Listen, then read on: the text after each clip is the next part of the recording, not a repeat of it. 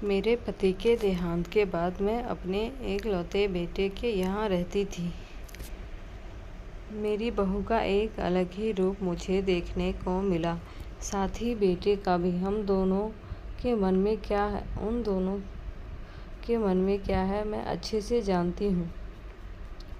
वो चाहते हैं कि मैं वृद्धा आश्रम चली जाऊँ। उनके जाने के बाद मुझे यह सब देखना और सुनना पड़ेगा, इसका मुझे अंदाज़ा भी नहीं था। पर मैं मन मानकर अपने बेटे और बहू की बातें सुनकर भी यहाँ रहती हूँ, क्योंकि मुझे मेरे पोते और पोती दिखाई देते हैं। उनकी झलक पाकर मुझे सुकून मिलता है। घर के बाहर एक टीन की झोपड़ी में रहती हूँ। मेरी बहू को कोई दिक्कत नहीं हो, इसलिए मैं घर के बाहर रहती हूँ। बेटे ने थोड़ी मेहरबानी की है तो ऊपर टीन की चादर लगवा दी है। समय समय पर थोड़ा राशन दे देता है तो मैं अपना बनाकर खा लेती हूँ।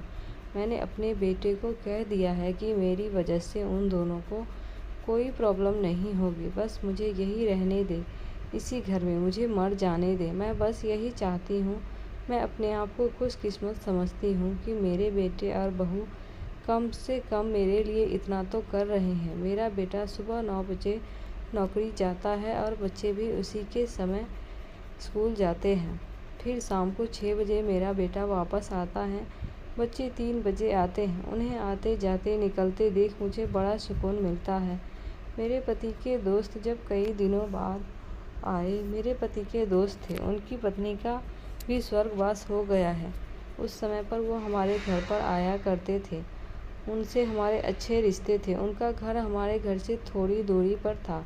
पैरों में समस्या हो गई थी, ठीक से चल भी नहीं पाते थे। वो बड़े दिनों बाद मेरे यहाँ आए। मुझे उन्हें देखकर अच्छा लगा। उनका हाल भी मेरी तरह ही था। बच्चे अब उनसे भी परेशान थे। अगर मेरे पास अपना दुखड़ा रोते थे और उन दिनों को याद करते थे। बुढ़ापा हम जैसों को बहुत रुलाता है। उनकी पत्नी का स्वर्गवास हो गया था और उन्हें चलने उठने में समस्या थी, इसलिए वो तो अपना ख्याल भी नहीं रख पाते थे। मेरे पास आए तो मैं समझ गई कि यह इतनी मुसीबत में चलकर पुराने दोस्तों के यहाँ चाय और खाने की चाह में ही जाते होंगे। उनकी भी अपनी मजबूरी थी। वो आए तो मैंने उनके लिए खाना बनाया और उन्हें खिलाया। मना कर रहे थे नहीं खाना, लेकिन मुझे पता था कि उनको भूख लगी है। बहू ने खाना नहीं दिया। मेरी बहू ने मुझे और उन्हें खाना खाते देख लिया। वो कुछ भी ना बोली। ऐसे ही वो यहाँ 2-3 बार आए। जब भी वो आते मैं उन्हें खाना खिलाती। फिर उनके जाने के बाद जब मेरा बेटा आया तो बहू कहती है कि तुम्हारी माँ कितनी बेशर्म है, पता नहीं किस किस को आजकल बुलाकर खाना खिला रही है। बड़ी मुश्किल से कमाया जाता है और यह लुटाने में लगी है। इनका राशन बंद करो, कुछ दिन भूखी रहेगी तो अकल ठिकाने आएगी। मैंने कहा कि मैं अपने हिस्से का उन्हें खिलाती हूँ। तुम्हारे पिता के पुराने मित्र हैं। फिर भी बहू का उल्टा सीधा बोलना शुरू रहा। घर के बाहर रहकर इनको आज़ादी मिल गई है, पता नहीं क्या क्या करती है। बेटा भी बोला कि कुछ दिन भूखा ही रहने दो इन्हें। मुझे मेरे बेटे ने घर के पीछे सीढ़ी के पास ले जाकर बिठा दिया। कहा कि अब यहीं बैठो। मेरे तो अब आंसू भी सूख गए थे। अगले दिन मुझे खाना नहीं मिला। मेरे टिन के उस छोटे से कमरे को बहू ने तोड़ दिया। तब मुझे लगा कि अब मैं गलत कर रही हूँ। एक दिन पूरा भूखा रहने के बाद मैंने सोचा कि मैं गलत कर रही हूँ। मुझे अब अपने बेटे के यहाँ नहीं रहना चाहिए और शायद गलती भी मेरी ही है। मेरी ही परवरिश में कोई कमी रही है, तभी तो यह परिणाम आया। अगली सुबह मैंने अपने बेटे को कहा कि मुझे वृद्धा आश्रम छोड़ा।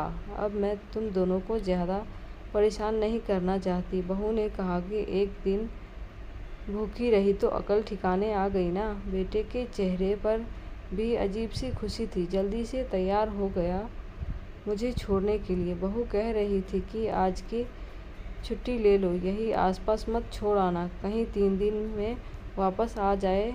मैंने अपनी बहू से कहा कि बेटी चिंता मत कर, मैं अब नहीं आऊँगी। मैंने अपने पोता पोती को गले लगाया। मुझे पता था कि अब मिलना नहीं हो पाएगा। बेटे को भी चाहती थी कि एक बार जी भर के गले लगा लूँ, लेकिन वो बोला चलो जल्दी करो। मैंने बहू को कहा कि बेटी अपना ध्यान रखना। मेरा बेटा मुझे छोड़ आया। वहाँ आकर मैंने देखा कि मेरी तरह कई हैं, थोड़े दिन उदास रहते हैं, फिर सच को स्वीकार कर लेते हैं। मैं अब यहाँ खुश हूँ, कुछ काम भी करती हूँ। मैं चाहती हूँ कि ऐसा कहूँ कि ऐसा किसी के साथ ना हो, लेकिन ऐसा कब किसके साथ हो जाए कोई बता नहीं सकता।